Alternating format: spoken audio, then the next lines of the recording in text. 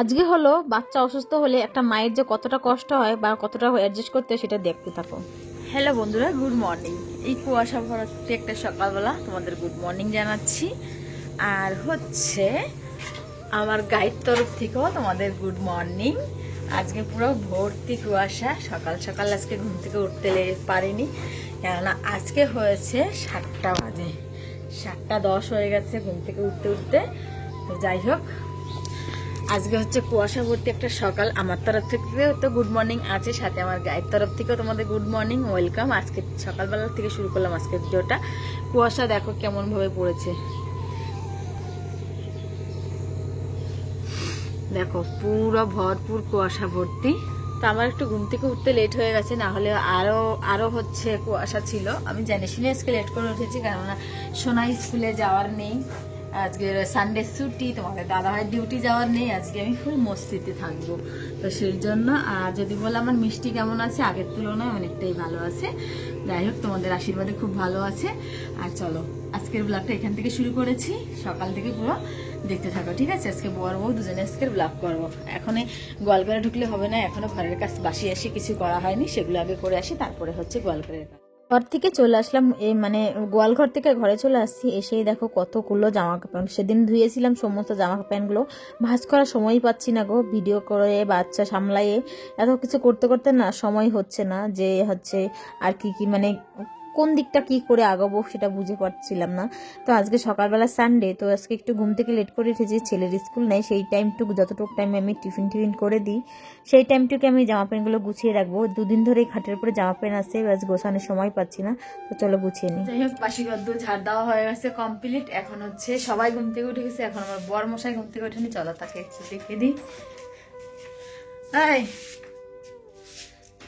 এই যে ওঠো, এই রাম, চা বসাইছি তো, ওঠো।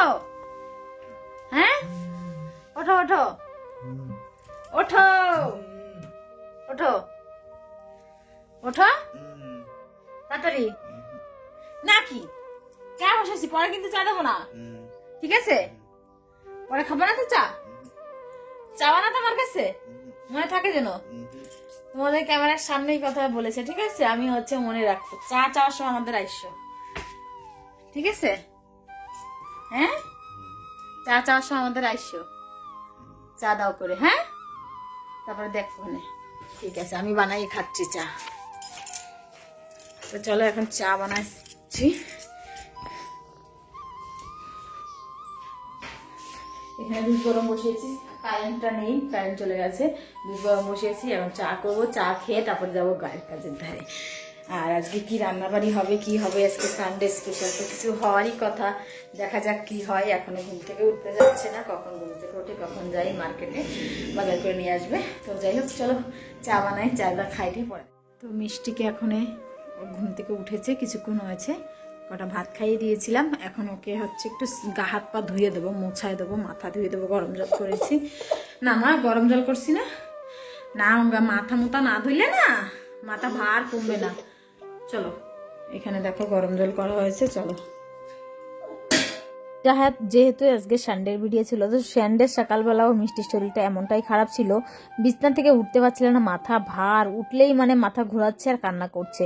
তো সেজন্যই ভাবলাম যে চলো, গায়ে কিন্তু প্রচুর জ্বরের জন্য আমি কিন্তু ওর গায়ে মানে জল দিয়ে স্নান করাতে পারছি না।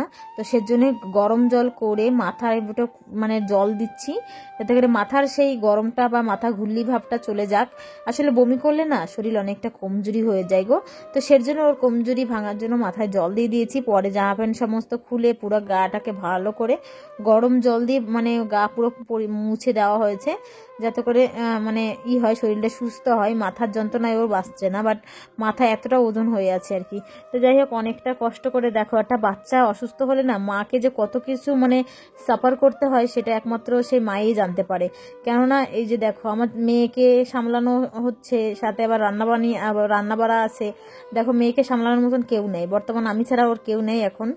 তোমাদের দাদাভাইও অনেকটা বেলা করে আজকে ঘুমিয়ে পড়েছে, ঘুম থেকে উঠতে উঠতে 10টা, উঠে গেছে মার্কেটে, মানে বাজার করতে গেছে কি রান্না হবে সের জন্য।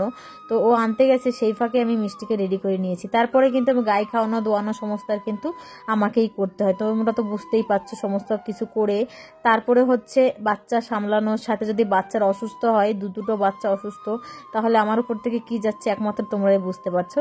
তো অবশেষে বাচ্চাটার শরীর পরে বিকেল যত বেলা হয়েছে তত শরীরটা একটু একটু সুস্থর দিকে এগিয়ে গেছে। ওকে দেখলে দেখো কতটা ক্লান্ত মনে হচ্ছে, দেখতে কতটা কষ্ট লাগছিল তখন, কি বলবো তোমাদের। কি খাবা বলো? খাবা কিছু? ভাত খাবা? কিছু খাবা না? চলো নামবো ওখানে। হ্যাঁ, তো চলো বন্ধুরা, এখন রান্না করতে হবে। কোল দিয়ে আজকে নামছে না, শুধু কান্না করছে। বমি কিন্তু কমেছে, কিন্তু শরীর দুর্বল কমেনি। তো দেখি কি করি। ওকে নিয়ে একদম হাঁটতে চলতে পারছে না, একদম ক্লান্ত হয়ে গেছে। তো এখন যাব হচ্ছে রান্না বান্না করব। কেউ নাই বাড়িতে আজকে, তোমাদের দাদা ভাইও নাই। তো কোলে নিয়েই রান্না বান্না করতে হবে। চলো রান্না বান্না করতে থাকি। কি রান্না করবো জানি না। তো সানডে বলেই দেখো নিয়ে আসছে মটন। আর মটন আজকে আনে অনেক বকা শুনেছে মটন আনাতেই, কারণ আজকে রান্নার একদমই মুড ছিল না রান্না করার, বাড়িতে সেরকম কেউ নাই। তাও নিয়ে আসছে মটন বলেই। এই যে দেখো রসুন ছালতে বসেছে, দাঁড়া একটু দেখাই। ওই যে রসুন ছালতে চোরের মতন তাকাই দিচ্ছে। আজকে আমার মটন রান্নার একদমই ইচ্ছা লাগতেছিল না, ভালো লাগছিল না। মিষ্টির শরীর এমনিতেই ভালো না, তার জন্য আমার মনটা এমনিতেই ভালো লাগতেছে না। তারপরে ওর পিছনে একটু সময় দেওয়া লাগতেছে। ভাবলাম যে আজকে সেরকম কিছু রান্না বান্না করবো না, কিন্তু নিয়ে আসলো মটন, রান্না তো করতেই হবে। মটনে এখন হলুদ লবণ লঙ্কার গুঁড়ি দিয়ে সবকিছু দিয়ে এখন ম্যারিনেট করব। তো এখানে দেখো লবণ দিয়েছি, হলুদ দিয়েছি, আর একটু দেবো দই, টক দই।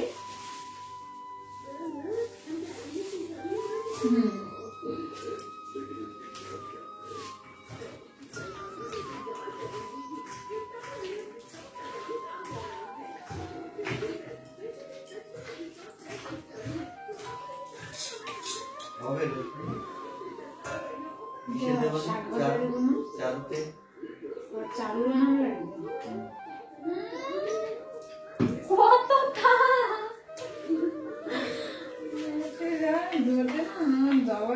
শেষ করে দিলাম।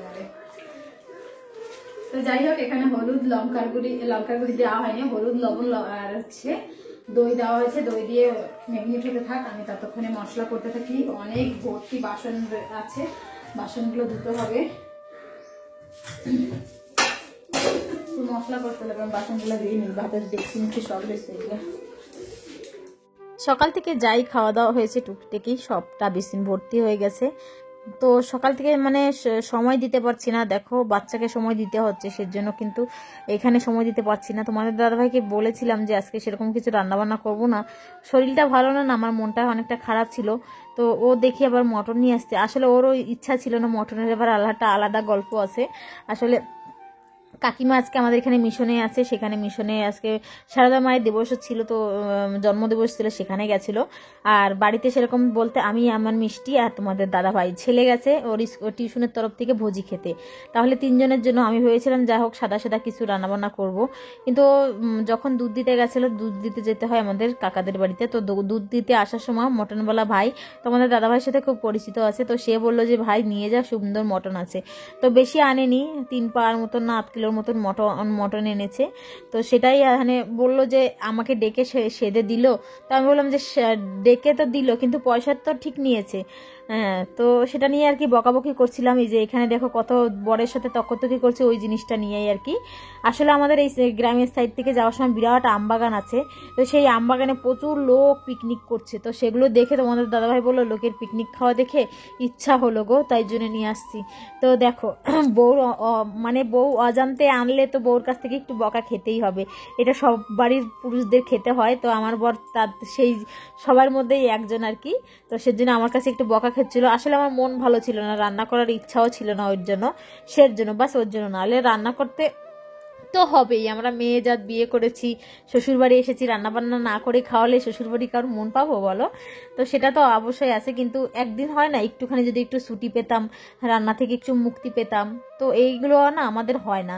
যেরকম দেখো টাউনের দিকের লোকরা আজকে রান্না করতে ইচ্ছা করে না, চলো অর্ডার দিয়ে দিই বা চলো হোটেলে সবাই মিশে যেয়ে খেয়ে আসি। আমাদের আমাদের না ওরকমটা হয় না, আমাদের ওই বাড়িতেই রান্নাবান্না করতে হয়, সবার জন্য রান্না করতে হয়, সবার জন্য খেতে হয়। ওই যে হোটেলে যেয়ে খাবো খাবো এগুলো হচ্ছে আমাদের একটা স্বপ্ন, সেগুলো হয় না কোনোদিন পূরণ। এগুলো যে কবে পূরণ হবে সত্যি অনেকটা ভাবি। অনেকের ভিডিওতে দেখি চলো আজকে সবাই ডিনার করেছি রাতের বেলা, বা সবাই চলো আজকে হোটেল থেকে খেয়ে আসি, আমাদের ওই জিনিসটা কখনো হয় না, তো ওই জন্য একটু আফসোস লাগে আর কি। তো যাই হোক, কি করা যাবে, এমন জীবন আমাদের, তো এমন জীবন নিয়েই চলে যেতে হবে। এখানে তোমাদের দাদাভাই আমাকে শাক বেছে দিচ্ছে, রসুন ছেলে দিয়েছে, মশলা করে দিয়েছে, আর কি বলেছে যে ঠিক আছে চলো আমি হাতে হাতে কাজ করে দেবো, তুমি রান্না করো, ঠিক আছে। আমি বলেছিলাম তুমি রান্না করো, বললো যে না তোমার হাতের মটন খেতে ভালো লাগে, তো তুমি রান্না করো, আমি হচ্ছে তোমাকে সমস্ত কিছু গুছিয়ে দিচ্ছি।